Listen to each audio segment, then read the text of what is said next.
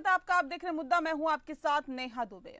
Samajwadi party के राष्ट्रीय अध्यक्ष अखिलेश यादव ने 2027 चुनाव के लिए अपनी बिसात बिछानी शुरू कर दी है। बता दें आपको कि अपनी खास रणनीति के तहत अब अखिलेश ने पीडीए में ब्राह्मणों को भी फिट करने की कोशिश करती है। इसी के तहत उन्होंने अमेठी दौरे के दौरान उत्तर प्रदेश के मुख्यमंत्री योगी आदित्यनाथ पर तीखा हमला बोला है। अखिलेश यादव, जी आपको बता दें कि अखिलेश यादव ने योगी सरकार पर ब्राह्मणों के विरोधी होने का रवैया अपनाने का आरोप लगाते हुए कहा कि मुख्यमंत्री योगी तिलक विरोधी है। उन्होंने योगी सरकार पर ब्राह्मण समुदाय को निशाना बनाने और राजनीतिक दुर्भावना से फैसले लेने का भी आरोप लगाया। वहीं खुद को ब्राह्मण हितैषी बताने की कोशिश की। अखिलेश ने कहा कि पीडीए में पीडी यानी पंडित जी हैं। उन्होंने कहा कि हम अपने ब्राह्मण समाज को भरोसा दिलाते हैं कि पीडीए यानी पिछड़ा, दलित और अल्पसंख्यक वर्ग में आप भी शामिल हैं। आप जब भी कभी अपना नाम संक्षेप में लिखते होंगे तो पीडी लिखते होंगे, तो आप तो पहले से ही पीडीए में हैं। अब अखिलेश यादव के इस बयान ने उत्तर प्रदेश की सियासत में नई सियासी हलचल पैदा करती है। बीजेपी अखिलेश यादव को शुद्ध जातिवादी नेता बता रही है। बीजेपी का कहना है कि अखिलेश यादव शुद्ध जातिवादी नेता हैं। बता दें कि अखिलेश यादव पहले भी सीएम योगी आदित्यनाथ पर ठाकरों को बढ़ावा देने और ब्राह्मण विरोधी होने का आरोप लगा चुके हैं। ये बयान उन्होंने लखनऊ में पार्टी कार्यालय पर ब्राह्मण समाज के संगठनों के से मुलाकात के बाद दिया था, जिस पर भाजपा ने खुद अखिलेश पर जातिवाद होने का आरोप लगाया था। डिप्टी सीएम ब्रजेश पाठक ने जमकर घेरा था और अखिलेश सरकार ने, आपको बता दें कि अखिलेश सरकार में ब्राह्मण समुदाय पर हुई कई घटनाओं को भी गिनाया था। अब एक बार फिर हरिशंकर तिवारी के परिवार के उत्पीड़न का मामला उठाते हुए अखिलेश यादव ने सीएम योगी आदित्यनाथ को ब्राह्मण विरोधी बताया है। अब देखना होगा कि अखिलेश का ये दांव 2027 के यूपी चुनाव में कितना सटीक बैठता है।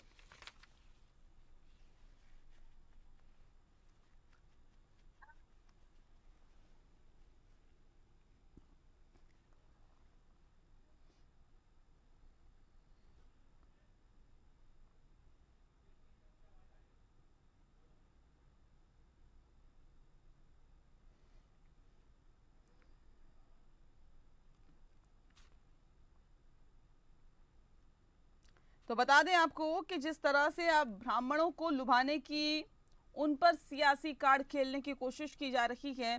2027 के लिए अखिलेश यादव ने चुनावी बिसात बिछाई है। अखिलेश यादव ने योगी सरकार को ब्राह्मण विरोधी बताया है। अब ब्राह्मणों को पीडीए के अंदर शामिल बताया है। उन्होंने कहा कि पीडीए में ब्राह्मण भी शामिल है। अखिलेश यादव ने सीएम योगी आदित्यनाथ पर शिकंजा कसा, उन्होंने कंस कसा है और साथ ही साथ आपको बता दें कि तंज कसते हुए सीधे तौर पर ये कह दिया है कि ठाकुर के पक्ष में रहते हैं और ठाकुरों को बढ़ावा देते हैं, जबकि ब्राह्मण विरोधी हैं सीएम योगी आदित्यनाथ। तो इस तरह की बात यहां पर अखिलेश यादव कहते हुए नजर आए। हालांकि ये पहली मर्तबा नहीं है, इससे पहले भी कई बार ब्राह्मण विरोधी करार दिया है अखिलेश यादव ने योगी आदित्यनाथ को। इस विषय पर तफसील से चर्चा करेंगे। खास मेहमान हमारे साथ मौजूद हैं, उनसे आपका परिचय करा देते हैं। इस वक्त हमारे साथ पूजा मिश्रा जी हैं, प्रवक्ता हैं समाजवादी पार्टी की। पूजा जी, बहुत बहुत स्वागत है। और बहुत जल्द हमारे साथ जुड़ने वाले हैं गौरव मिश्रा जी, जो कि प्रवक्ता हैं भारतीय जनता पार्टी का। उनका भी स्वागत करेंगे, लेकिन उससे पहले सीधे रुख कर लेते हैं पूजा जी का। पूजा जी, देखिए, ये 2027 की तैयारी कहें क्या, जिस तरह से ब्राह्मणों को लुभाने की अब कोशिशें तेज हो गई है? आपको नमस्कार नेहा जी। जी नमस्कार। और 2027 की अगर तैयारी कहेंगे, 2024 में जो है समाजवादी पार्टी देश की तीसरी सबसे बड़ी पार्टी भर करके आई हुई है। और जो भी हम प्रश्न उठा रहे हैं, आप लुभाने की कोशिश कर रहे हैं। आप बताइए कि जो प्रश्न उठाए गए उनमें से कोई गलत रहे हो तो बताएं। और इससे पहले भी जब हम सत्ता में थे तब हम जनता के लिए काम करते थे। उसके बाद जब से हम सत्ता से बाहर हुए तब से भी हम जो है जनता के हितों को लेकर के मुखर हैं, जनता के मुद्दों को लेकर के उठा रहे हैं। अगर आप उठा करके देखेंगे उत्तर प्रदेश में नेहा जी, तो किसी और जाति समाज का अगर व्यक्ति है तो उसके वो अगर उसने जरा सा भी कुछ से गलती हुई है तो उसको उठा करके जेल में डाल दिया जाएगा। फिर आप जाइए परेशान होते रहिए। पर अगर वहीं पे आप जो है माननीय मुख्यमंत्री जी, हालांकि माननीय मुख्यमंत्री जी खुद को योगी कहते हैं जिसकी कोई जाति नहीं होती, पर मंचों से बड़े खुल करके वो अपनी जाति बताते भी हैं।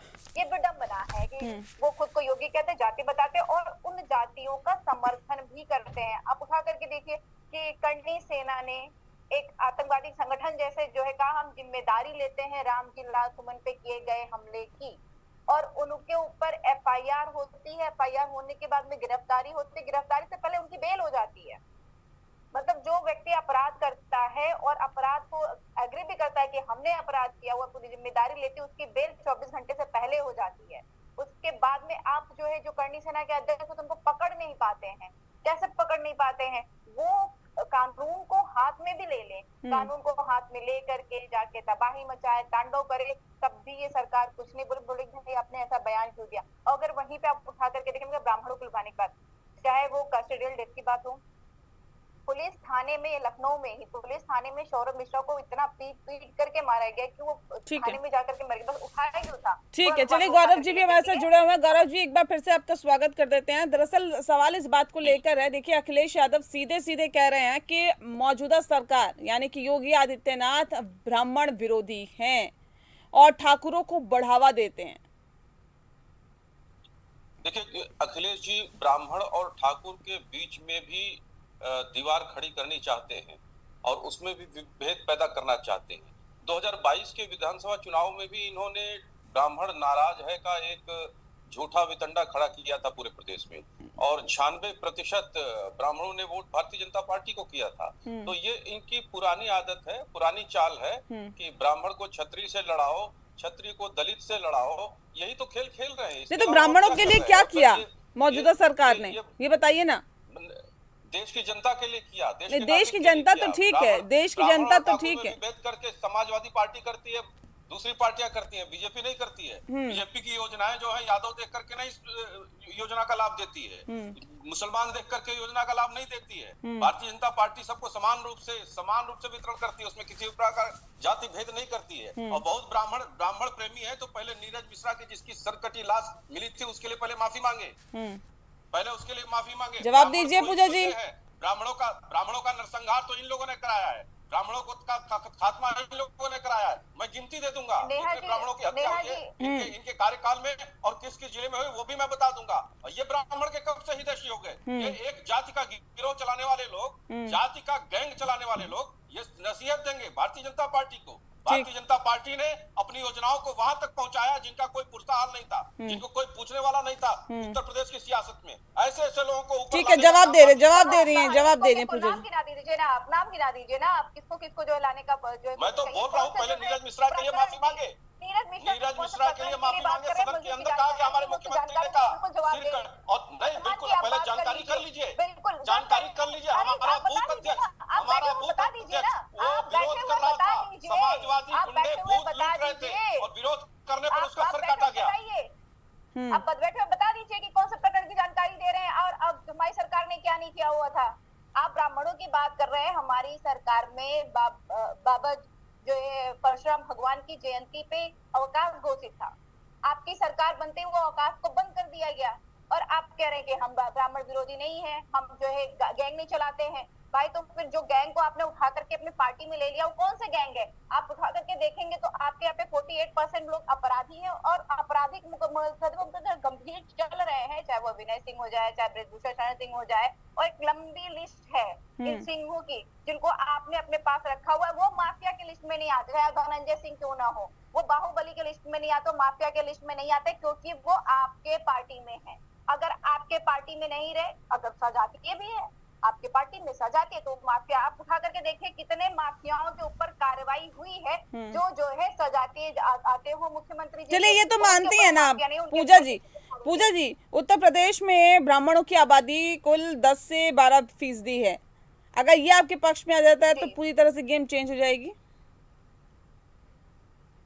उत्तर प्रदेश की समस्त जनता जो है समाजवादी पार्टी के पक्ष में है नेहा जी। अगर समाजवादी पार्टी के पक्ष में नहीं होती तो 2024 का परिणाम ये देखने को नहीं मिलता। नहीं तो उसके बाद उपचुनाव भी तो हुए, उसके बाद उपचुनाव भी तो हुए, क्या वो ये नहीं बताते कि अब समाजवादी पार्टी की हवा नहीं है? जो उपचुनाव जैसे चुनाव होने लग जाए फिर तो हो गया। उपचुनाव में हमने वो दृश्य देखा जब जो है पुलिस महिलाओं को गांव में लाठियां भाजते हुए भगा रही थी। हमने वो दृश्य भी देखा जब पुलिस महिलाओं के ऊपर बंदूक ताने हुई थी। हमने वो दृश्य भी देखा जब बार बार सुप्रीम कोर्ट को भी इंटरवीन करना पड़ रहा था कि पुलिस नहीं चेक करेगी आईडी कार्ड। हमने वो दृश्य भी देखा कि बूथ तक जो है वोटर्स को जाने नहीं दिया गया। इवन मीडिया कर्मी उनकी मदद कर रहे थे कि आप बूथ तक तो जाने दीजिए। इस तरीके से अगर वोटिंग होता है फिर तो नॉर्थ कोरिया में भी वोटिंग होता है और उससे परिणाम अगर आकलन लगाने जाने लगे तो फिर तो आकलन लगाते रहिए। जिस समय जो है निष्पक्ष चुनाव होने लग जाएंगे आप देखेंगे उत्तर प्रदेश में उत्तर प्रदेश की जनता इनको नहीं चाहती है। काम क्या किया हुआ इन्होंने, गिनाने के नाम पे ले लीजिए, नहीं गिना पाएंगे। ठीक है गौरव जी, काम कर लिया। कह रहे थे कि उत्तर प्रदेश की जनता हमारे साथ है और अब ब्राह्मण वोट भी हमारे पास ही आ रहा है, जो 10 से 12% है उत्तर प्रदेश में, कह रहे हैं हमारे पास आ रहा है, हम ब्राह्मणों के हितैषी है और ये साबित भी करके दिखा देंगे। अच्छा है ना, परिणाम आ जाएगा 2027 में, इंतजार करें, उसमें क्या फर्क पड़ता है। ये जाति जाति का खेल खेलते रहे, उसमें क्या फर्क पड़ता है। 2014 से सारे चुनाव तो हार ही रहे हैं। 2024 में थोड़ी थोड़ी सीट क्या बढ़ गई कि जमीन पर पैर नहीं, आसमान पर थोड़ी थोड़ी इतनी घट गई कि आपको फिर 2027 में सहयोगियों का सहारा लेना पड़ा। थोड़ी थोड़ी सरकार हमारी ही सरकार चल रही है, पूर्ण बहुमत की सरकार चल रही है और हमारे एनडीए के अलायंस की सरकार चल रही है, जिन्होंने प्रधानमंत्री मोदी जी माननीय अमित शाह के नेतृत्व में ही चुनाव लड़ा। ऐसा नहीं है, तो हमारे ही सरकार चल रही है और पूर्ण बहुमत की सरकार है। ये गलतफहमी निकाल दे, ऐसा नहीं कि इनकी सरकार बन गई। तो 2027 में ये भी गलतफहमी दूर हो जाएगी। जाति जाति कैलकुलेशन करते रहे, परसेंट खेलते रहे, लेकिन जनता को पता है कि किनको लाना है किनको नहीं लाना है। आखिर ये 2014 से 2017 से ये गायब है और लोकसभा तो छोड़ ही दीजिए, 2017 के बाद कौन सा चुनाव जीते हैं और अभी उपचुनाव में सारे चुनाव में ये टुकड़ा साफ हो गया इनका। गजब बात करते हैं, हर मंच पे, हर बाइट में, हर लाइन में समाजवादी पार्टी का नाम आपके मुंह से आता है, कह रहे हैं गायब है। कैसे बात करते हैं? आपको पीड़ा ही हमसे है, आपको पीड़ा उत्तर प्रदेश की जनता से है। उत्तर प्रदेश की जनता की, मैंने बोला ना, आप गिना दीजिए, उत्तर प्रदेश की जनता की हित की बात कर रहे हैं। अभी आपने जो है एग्जाम तो छात्रों के कराने थे 2018 जब से आपकी सरकार बनी है। नहीं ठीक है, देखिए हम गलत ट्रैक पे जा रहे हैं। मुझे ब्राह्मणों की बात करनी है, मुझे यहाँ ब्राह्मणों की बात करनी है और मुझे लगता है जितने लोग बैठे हैं पैनल में सब ब्राह्मण ही है, कम से कम अपनी बात तो उठाएंगे, बखूबी करेंगे। अब मुझे ये बताइए कि जो फिलहाल स्थिति है उसमें ब्राह्मणों के लिए किसने क्या किया? पूजा जी, बात समझने की आवश्यकता पूजा जी आप बताइए पहले। देखिए सरकार तो आपकी भी रही ना, आपकी भी सरकार रही ना। मैं आ रही हूँ गौरव जी, आ रही हूँ। पहले पूजा जी बता देंगे कि समाजवादी पार्टी अगर ये कह रही है कि मौजूदा सरकार ब्राह्मण विरोधी है, तो आपकी जब सरकार थी तो आपने ब्राह्मणों के लिए क्या किया था? आप अगर उठा करके देखेंगे तो आपको पता चलेगा कि समाजवादी पार्टी सरकार में कन्याओं को ख्यातन दिया जाता था। समाजवादी पार्टी सरकार में सद्य जनेश्वर मिश्र जी के नाम से जो पार्क बना हुआ उत्तर प्रदेश का सबसे बड़ा पार्क है, सम्मान देने का कार्य किया। समाजवादी पार्टी सरकार में बाबा परशुराम जयंती पे जो है छुट्टी देने का कार्य जो है किया गया, जो कि ब्राह्मणों की लगातार मांग थी। और ब्राह्मणों के साथ अत्याचार होने पर समाजवादी पार्टी जो है चुप मूक दर्शन नहीं बनी रहती थी कि उनके ऊपर अटैक किया जाएगा और उन्हीं को जेल भेज दिया जाएगा। समाजवादी पार्टी न्याय किया करती थी। और अभी ये सरकार सिर्फ और सिर्फ बातें करते, उठा करके देखेंगे तो पता चलेगा कि अगर ब्राह्मण है तो उसको उठाओ, केस कर लो, लेकर के जेल में चले जाओ, कोई पूछेगा भी नहीं। अगर उसकी लड़ाई जो है ठाकुर से हो रखी है तो भी उसी को उठाओ, जो है जेल लेकर के चले जाओ। ठाकुर भरे उसको मार पीट रहा हो, कौन गलत कर रहा है उससे मतलब नहीं है, आप उठा करके उसको जेल लेकर के चले जाओ। इनके यहाँ पे जितने भी घटनाएं, मर्डर हो गया फूलपुर में, ब्राह्मणों का मर्डर हो गया, दिन दहाड़े 4 का इकट्ठे मर्डर हो गया, मास मर्डर हुआ, उसपे आज तक कोई कार्रवाई नहीं हुई। और ये कह रहे कि हम ब्राह्मण हितैषी है, जब खुले आम ब्राह्मणों का मर्डर और पत्रकार राय उनका मर्डर हो गया। अगर आप खुलासे करने के लिए चले जा रहे हैं तो जब इन सबका मर्डर हो रहा है, हम तब मानेंगे ना कि आप न्याय करना चाहते हैं। पत्रकारों के इनके जो पंचायत अध्यक्ष है, उन्होंने लखनऊ में पत्रकार जब जो करप्शन उजागर कर रहे थे, पकड़ करके बंद करके पूरे वीडियोज हैं, उनको मारा पीटा और उनके ऊपर कोई कार्रवाई नहीं। ठीक है, पूरा मार के छोड़ दिया गया और जो है मुख दर्शक बनी रही है सरकार। जब इतनी चीजें साक्ष्य आने के बाद वही नहीं उठते तो प्रश्न उठता है कि सरकार कहाँ से हितैषी है। कम से कम इतना ही हो जाए कि जहाँ पे क्राइम हो रहा है हम वहां पे तो एक्शन ले ले। भले जो पंचायत अध्यक्ष हमारे समाज का आता हो, भले हमको पावर दे रहा है, पर कम से कम अत्याचार तो ना पत्रकारी सोच लिए होते उन ब्राह्मणों को, लेकिन नहीं। क्रिमिनल्स पर अगर एक्शन लिया गया तो भी क्या योगी सरकार दोषी है? अगर क्रिमिनल्स पर एक्शन लिया गया तो भी क्या योगी सरकार दोषी है? क्रिमिनल के ऊपर एक्शन लीजिए ना, क्रिमिनल के ऊपर एक्शन लीजिए।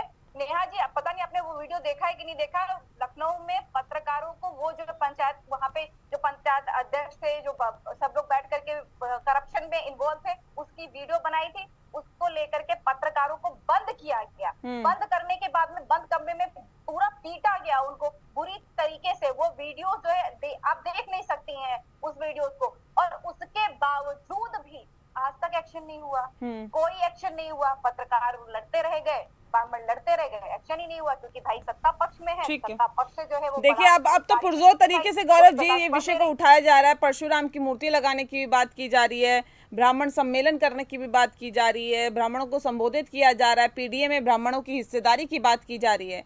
अब ऐसे में क्या लगता है कि अगर ब्राह्मण खिसक गया तो मुश्किलें बढ़ सकती है यूपी में? देखिए, कुएं का मेढक जो है ना, वो कुएं को ही सागर समझता है। उसको लगता है कि बाहर कोई दुनिया है ही नहीं। ब्राह्मण के बारे में पहले तो विचारधारा तय कर ले कि ब्राह्मण यादव नहीं है, ब्राह्मण दलित नहीं है। ब्राह्मण एक सूखी रोटी भी खाएगा ना तो राष्ट्र हित में सोचता है। ब्राह्मण थोड़ा कष्ट में भी रहेगा ना तो सर्व समाज के हित में सोचता है। और मैं अब व्यक्तिगत तौर पे आप कह रहा हूँ, जैसा आपने कहा कि इसमें तीनों लोग ब्राह्मण हैं, तो मैं उसे ब्राह्मण मानता ही नहीं जो समाजवादी पार्टी का झंडा लेकर ढोता हो, और वो समाजवादी पार्टी जिसने बेरहमी से हिंदुओं का कत्लेआम कराया हो, अयोध्या में गोलियों से भुनवा दिया हो, उसको मैं ब्राह्मण मानता ही नहीं। और सही बात है, उत्तर प्रदेश के देश के ब्राह्मणों ने रिजेक्ट कर दिया, तिरस्कार कर दिया, और वो निहित निजी स्वार्थ में, जो राजनीतिक स्वार्थ में जो ब्राह्मण है, वो भले समाजवादी पार्टी का झंडा उठाए, अलग बात है। अन्यथा ये व्यक्तिगत तौर पे आपने चूंकि ब्राह्मण की बात उठाई, मैं ब्राह्मण हूँ इसलिए मैं कह रहा हूँ, मुझे लाख नुकसान होगा लेकिन मैं राष्ट्र हित में जाऊंगा। लेकिन ये लोग अपने हित में आतंकवादियों का मुकदमा छुड़वाएंगे, अपने हित में दंगाइयों को अपने। अरे बताइए, इससे पहले देखा नहीं है क्या? इससे पहले देखा नहीं है क्या? इससे पहले देखा नहीं है क्या कि भारतीय जनता पार्टी का साथ कितना ब्राह्मणों ने दिया था? अरे बीएसपी की भी सरकार बनवाई थी ना, एक तरफा वोट पड़ा था ना। हाँ ठीक है, लेकिन कम से कम समाजवादी पार्टी जैसी राष्ट्रद्रोही पार्टी का साथ ब्राह्मण कभी नहीं दे सकता। मैं आपको बता दूं, कभी नहीं दे सकता। मैं लिख करके दे रहा हूँ, 2027 में भी आप देख लीजिएगा, ये गाना ये लोग काफी पहले से प्रयोग कर रहे हैं।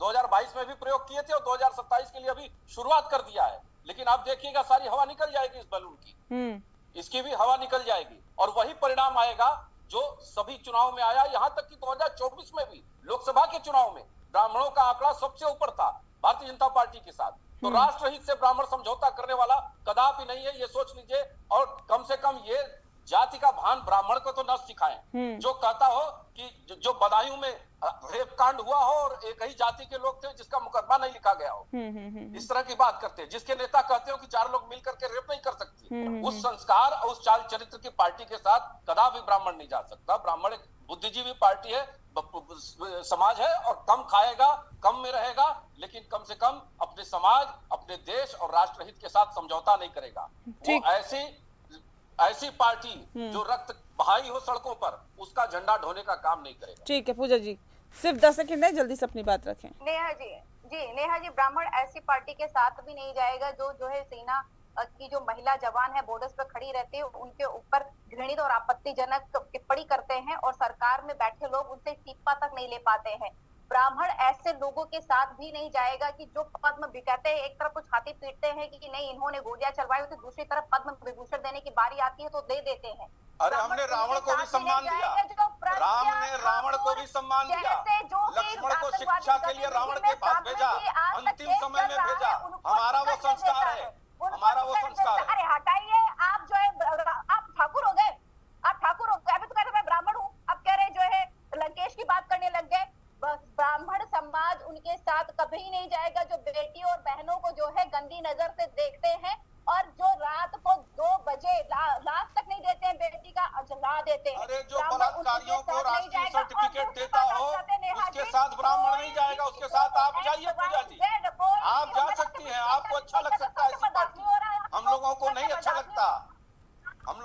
चलिए, ब्राह्मण किसके साथ जाएगा, ब्राह्मण किसके साथ जाएगा, इसके लिए इंतजार करना होगा सर। आप लोग अपने पास खींचिए, बड़े बड़े दावे करिए, ये अपने पास खींचेंगे, अपने बड़े बड़े दावे करेंगे। दोनों तरफ से बड़े बड़े दावे और वादे किए जा रहे हैं, लेकिन वाकई ब्राह्मण किधर जाएगा ये एक बड़ा सवाल बन जाता है। बहुत शुक्रिया आप दोनों का हमारे साथ इस खास कार्यक्रम के माध्यम से जुड़ने के लिए। मुद्दा में फिलहाल के लिए इतना ही। नमस्कार।